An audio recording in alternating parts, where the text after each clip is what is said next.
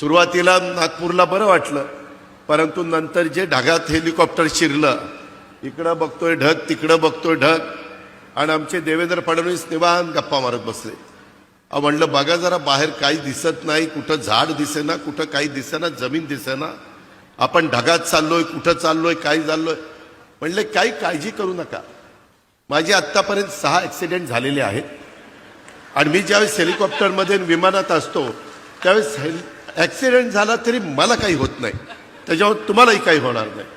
अरे बाबा म्हणलं आता हे काय सांगतोय, एक तर पोटात गोळा आलाय, आज आषाढी एकादशी, सारखं पांडुरंगा पांडुरंगा पांडुरंगा नाव घेत होतं मनात, आणि ह्या महाराजांचं आम्हाला उपदेश चाललेले होते, काही काळजी करू नका. आणि खरोखरीच येईपर्यंत इतके निवांत होते. ते म्हणले मला ह्याचा अनुभव आहे, माझे अनेक ॲक्सिडेंट झालेले आहेत, परंतु माझ्या कुठं नखाला देखील धक्का लागला नाही. अशा पद्धतीनं बापदादाच्या पुण्याईमुळं इथपर्यंत महाराज पोचलेले आहेत.